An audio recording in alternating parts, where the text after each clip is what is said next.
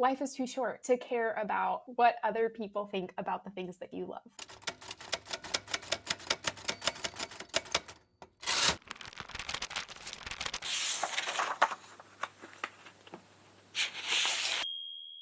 Howdy and welcome to One for the Books. I'm Sandra Broadwell. Today I wanted to combine two really popular videos into one to try and help more people find my channel. So this is both my Booktube Newbie Tag and the Mid-Year Freakout. I wanted to do both of these for one because I just started my channel in May and I'm just still very new at this whole video editing thing, and the Mid-Year Freakout because I've seen almost every other booktuber that I subscribe to do this video already. It looked really fun, and by the time I get around to actually uploading this, it'll probably be old news, but I thought it'd be fun to jump on the bandwagon anyway. I will leave questions and their timestamps down below, so if you just want to skip ahead to the parts that interest you, feel free to do that. I'll kick off with some of my Storygraph stats. I have read 21 books so far this year, and I'm coming off of a multi-year reading slump, so I'm feeling really good about how many books I've read. I've read way more books this year than I have in the last several combined, and my goal for this year was just to read 3 books per month, which feels like a very good doable number, and I'm on track for that. So hopefully 36 books this year. The 21 books that I have read have been 10,952 pages. The mood graph shows most of the books that I have read have been adventurous and dark, so that sounds pretty accurate knowing what I have read so far this year.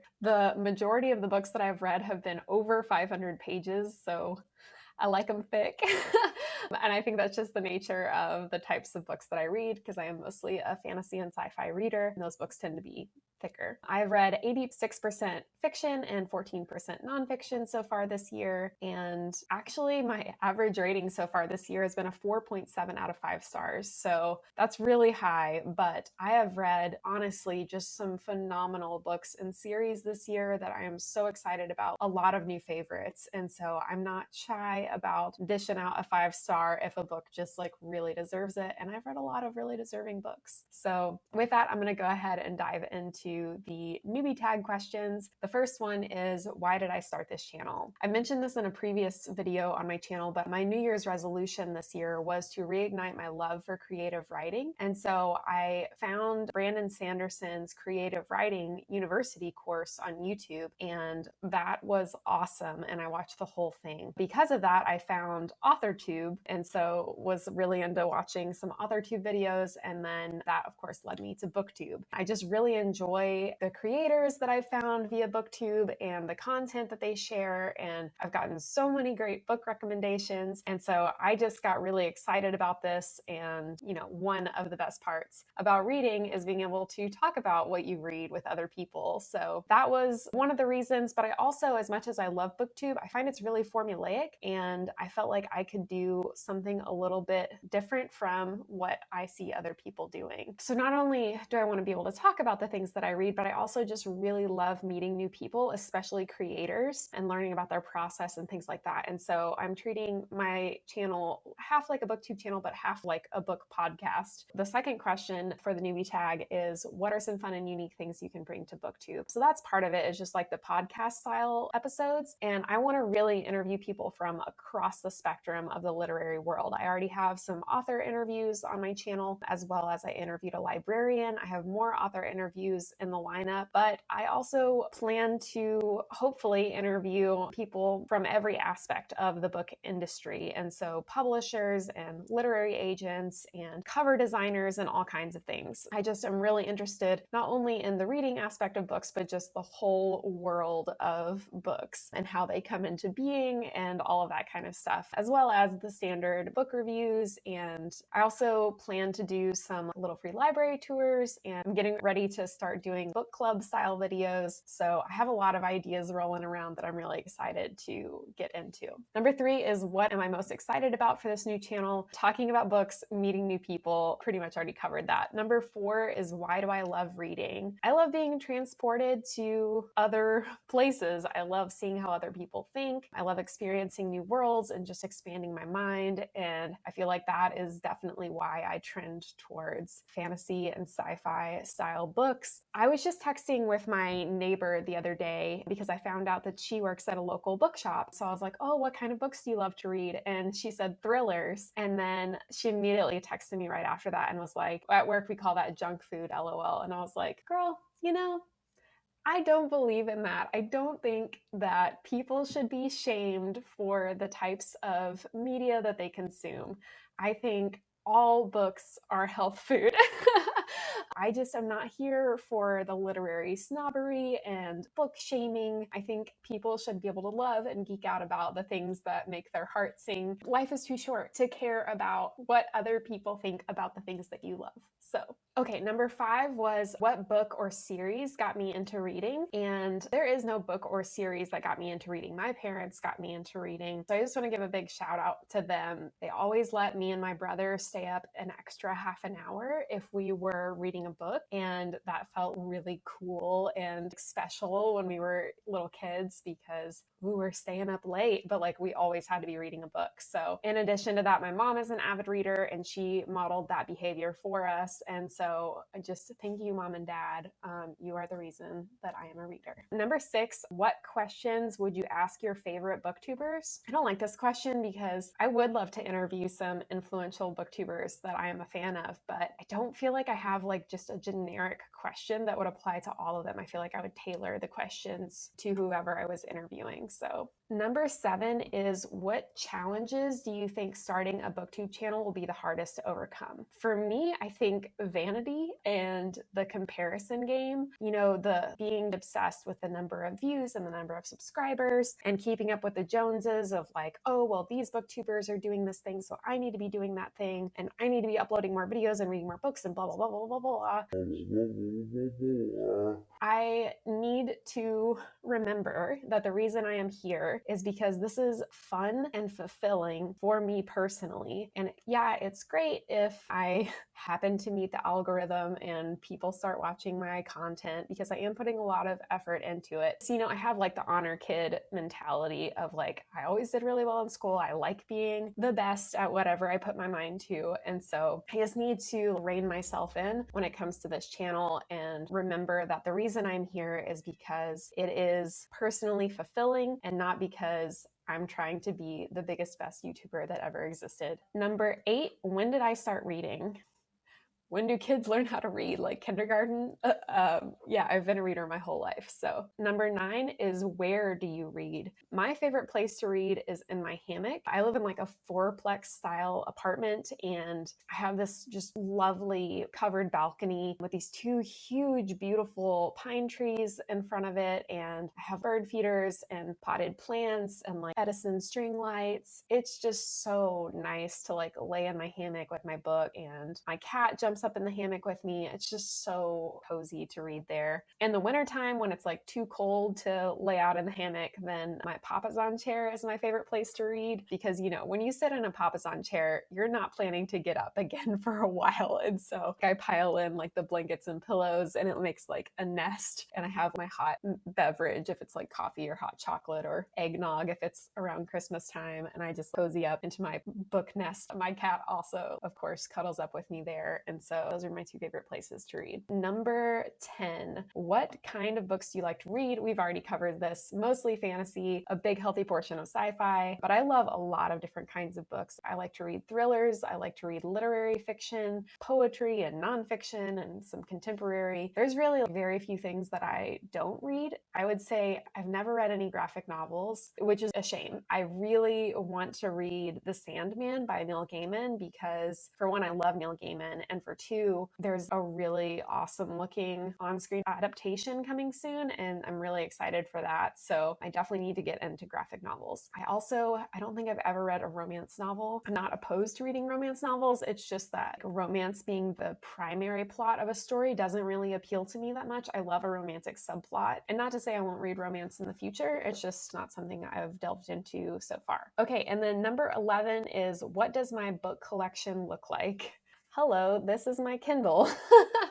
Not really. My husband and I are hashtag van lifers. We bought our van in 2018 and we built it out custom ourselves. And for the last several years during the pandemic, we've been saving up. And about a year from now, we are planning on moving out of our apartment and moving into our van full time. And we hope to do that for about a year. And so we're trying not to buy very many things this year. And I've already significantly downsized my book collection. I donated a ton of books to the International Book Project, which is a great nonprofit that you should learn more about in one of my previous episodes. And I've donated a lot of books to little free libraries and things like that. So really, like, my Kindle is my best friend for the future. This is how I consume most of the books that I read. Also, libraries are great. So that's the end of the BookTube Newbie tag. So now I'm going to move into the mid-year 2022 tag questions. Number one is best book I've read so far in 2022.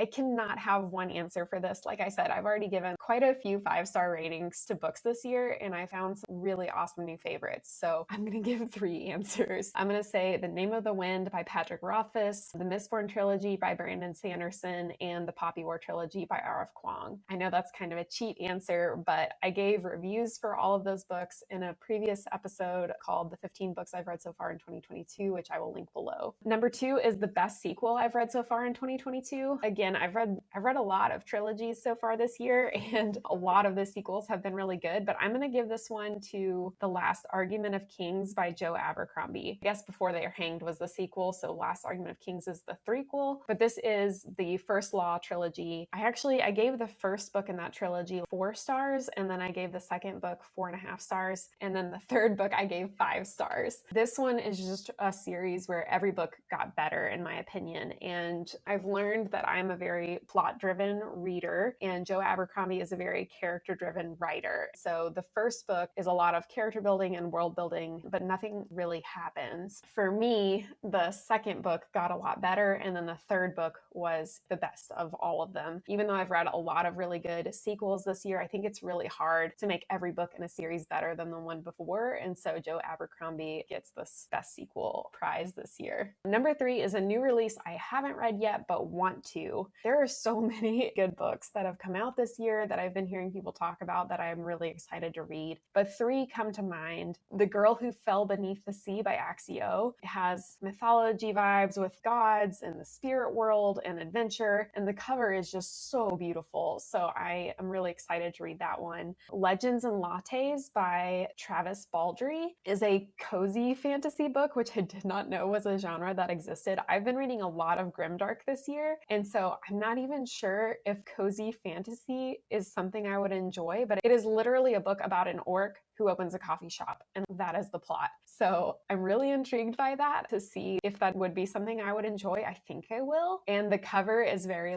D&D-esque, which I love. And then the third one that I'm really excited about is The Stardust Thief by Chelsea Abdullah. I've heard really conflicting reviews about this one. I've heard some people really love it, and then some people are like, oh, this is so overhyped, it's not even that great. But it's inspired by the 1001 Nights. It features some djinn, and genies are one of my favorite mythological creatures, period. So I'm just really excited to read that, and I hope that I like it. Number 4 is the most anticipated release for the second half of the year. For me, I'm gonna cheat again and give 2 answers because these are the same authors that I mentioned in the best books I've read so far this year. R.F. Kuang has a new book coming out called Babel, which is about this prestigious academic institution of translators, and there's conspiracies and secret societies, and fates of the nation are at stake. It just sounds really good, and the Poppy War was so good that I think I would read anything that R.F. Kuang puts out in the future. And then the second one that is coming out later this year that I'm excited about is The Lost Metal by Brandon Sanderson. It's a continuation in the Mistborn story. I know I still have a whole other Mistborn trilogy to catch up on before I could get to The Lost Metal, but the magic system in Mistborn is called allomancy, and it's based on these different types of metals give people different types of powers. They talked about, even in the Mistborn trilogy, that there was this missing metal that they knew existed, but they didn't know what it was or what kind of magic it would bestow upon the users. In the Mistborn trilogy that I read, that was just kind of a little sprinkling of flavor, but it wasn't really relevant to the story. So the fact that his next book coming out is called The Lost Metal, and that he's bringing that around as the story in itself just sounds super good, and I can't wait to get my hands on that in the future.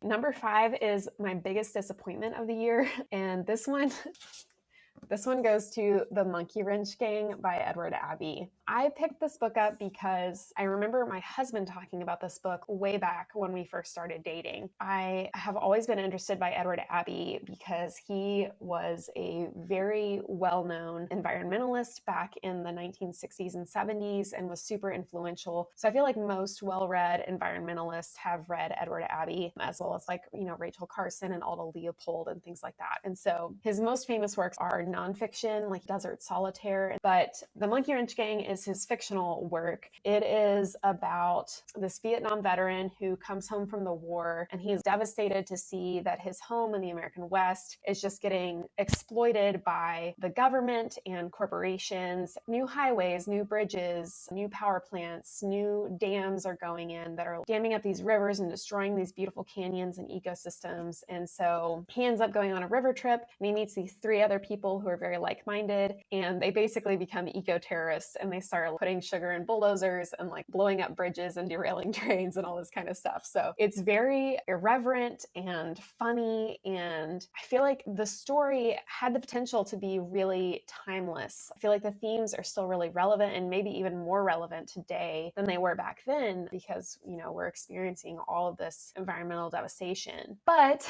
despite all of that, it just has so much casual racism against Native Americans, and it was so cringy. I honestly I really wanted to love this book, but I can't recommend it. And so that was really disappointing. Also, there was just this one female character who gave me very manic pixie dream girl vibes, and she didn't really have any thoughts that were not somehow related to the 3 other men in the group. She was just an annoying character for me. Anyway, so this was a disappointing read. Number 6 was my biggest surprise. I'm giving this one to Lovecraft Country by Matt Ruff. I picked this book up because they made an HBO series out of it, and the series was getting a lot of hype. And I remember watching the trailer for the series and being like, ooh, this reminds me of Get Out, and Get Out is a fantastic film. So I got really excited about it. So the story is about this guy named Atticus Turner, who is a Black man during the Jim Crow era, and his father is obsessed with learning about the ancestry of his late wife, which is Atticus's mom, and he goes to investigate all this ancestry stuff, and he ends up disappearing. And the last time Atticus heard from him, he was at this manor house that belonged to the descendants of his mom's great-great-grandma's slave owners family. That's really intriguing. And so Atticus goes on this road trip with his uncle and his friend to go find his dad. It also obviously has Lovecraftian horror that's promised with the premise, and so I was excited about that. This gets the biggest surprise for me because it was just nothing like what I expected. I feel like the story started out really strong, but the premise that I just told you was just one small slice of the story, and then it ends up being kind of like a serialized set of stories that are all following different characters, and each one of them has weird things happening in their personal lives, and they're not really related. They just have this common thread. So it wasn't what I expected, and I feel like the horror elements mostly all came from just the fact of being Black during Jim Crow America, which was, I think, done really well, and it was really unsettling. But I didn't get the sci-fi horror that I wanted out of this book. The ending was just really unsatisfying, I thought. It just kind of started strong, and then some of the serialized stories that you followed were interesting and some were not. And then, yeah, the ending just totally fizzled. I felt like it had the potential to be really strong, and it just wasn't. It just didn't do it for me. So that was surprising. Number 7 is new favorite author. I'm going to give this one, I don't know. All of the authors that I read this year were new authors to me, and I have so many new favorites out of that. But I think I'm going to give this one to Patrick Rothfuss. I don't know that his stories were my favorite, but his writing was the best. So I think for that reason, I'm going to give it to him. Number 8 is newest fictional crush. No, I have not read any crush-worthy characters in the books that I've read this year. I'm just gonna kind of skip that one. Number 9 is newest favorite character. Like Sandan Glotka from the First Law trilogy by Joe Abercrombie has to be mentioned because he is just so well developed and he has stuck with me. Like I still thinking about him, but he's not a good person. And so when I think of a favorite, I want to think of a character that gives me good vibes. And so for that reason, I'm going to give it to Sister Kettle from the Book of the Ancestor trilogy by Mark Lawrence. Sister Kettle is really just like this kind of minor side character, but she is super badass and she really is very caring and she goes through some like really heavy shit. And just every time that she happened to be in a scene, I was like, oh good, Kettle is here. This is great. So yeah, Sister Kettle from Book of the Ancestor. Number 10 is a book that made me cry. I have not read any cry-worthy books so far this year. And that's not to say I haven't read books with sad elements in them. Book of the Ancestor trilogy definitely had some sad parts in it. The Poppy War trilogy had some really heart-wrenching stuff. Even Project Hail Mary, I think, had some sad stuff that happened, but none of them were really tearjerkers. It was more just like a general sadness. And so it's not that I'm not a crier.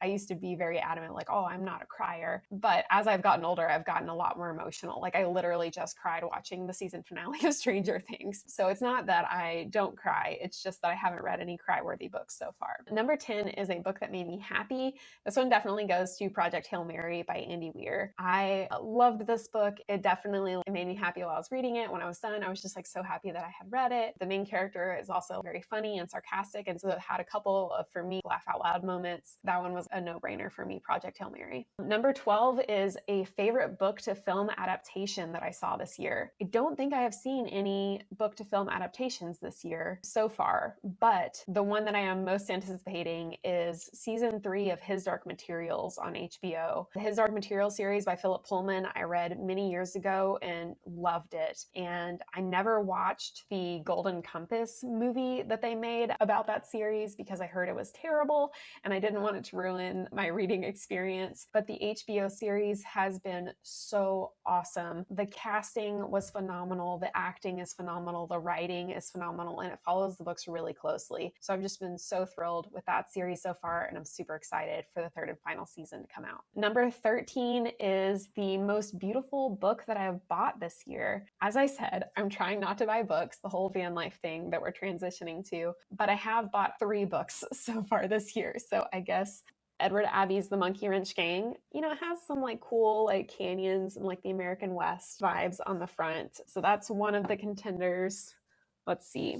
Jonathan Strange and Mr. Norrell by Susanna Clark. I just finished reading this last week and yeah, it has a fine cover. It's not one that would ever come to mind to me if I was thinking of a beautiful cover, but I don't have any issues with it. And then the last one is Leviathan Wakes by James S.A. Corey. This is the first book in the Expanse series, and it is the book that I just started reading like last night. So I'm going to give it to this one since I only had 3 options. The like pink and blue contrast is really nice. You have some like cool sci-fi ships. It's got some nice vibes going on. So yeah, most beautiful book cover. So I'm really excited for this series because I am going to be doing a book club style video with the Expanse series. I have convinced my husband, my brother, and my mom to all read these books with me. And then they're going to come on this channel and we're going to talk about what we thought about them, which is super exciting. We've all watched the show, which is on Amazon Prime. And if you have not watched The Expanse, you need to watch it. It is one of the best sci-fi shows that I have ever seen. All 6 seasons are out, so you can just binge it from start to finish. It's just so hyper realistic as to like the actual mechanics of how space works. And the story is just really good and compelling. It wasn't a perfect show by any means, but it was super awesome. So I'm really hoping that the book lives up to the show because I feel like it's usually the other way around where you're like, oh, the book was so good. I hope the on-screen adaptation lives up to it. And this time it's the other way around because the show was just so good. So I'm really hoping that the books live up to the show that I loved so much. Okay, this is the very last question. What books do you need to read by the end of the year? I already don't like this question because, like I said earlier, I don't like the pressure of like, oh, I need to read so many books and I need to be uploading so many videos and keeping up with all the booktube madness. But my goal for this year was to read 3 books a month, 36 books total for the year. And so I'm on track for that. And I hope that by the end of the year, I have read 36 books, but I don't like the need to read. But yeah, I am going to be reading the Expanse series. I don't know that I will finish that series this year, but I will at least read the first several, which I'm excited about. And then another one that comes to mind for me is Station 11 by Emily St. John Mandel. I had randomly several months ago, a coworker recommended, she was like, oh my gosh, I'm reading this really good book right now. It's called Station 11. And she described the premise to me and I was like, oh, that sounds really good. And then literally later that week, I was at a house party and a friend was like, oh my God, have you guys seen this new show called Station 11? It is so good. And I was like, I think that's the same book that someone just recommended to me. And I had never heard of either of them beforehand. So it's funny that just the coincidence that someone recommended the book and the show to me in the same week. But so I'm really excited to read that. And I know a lot of people on BookTube have been reading The Sea of Tranquility by the same author and giving that really good reviews. So I'm really excited to read Station 11 later this year. And then the last one that comes to mind of one of the ones that I hope to read this year is Braiding Sweetgrass by Robin Wall Kimmerer. It's a nonfiction book and the author is actually coming to my city, I think either later this year or next year, to give a talk on campus. I've heard great things about this book from a lot of different people and I'm just really excited to give that one a go. That is the BookTube Newbie tag and the mid-year freakout tag. Thank you guys so much for sticking around to the end. If you enjoyed this content, please subscribe. As always, be kind, read books, and we'll see you next time.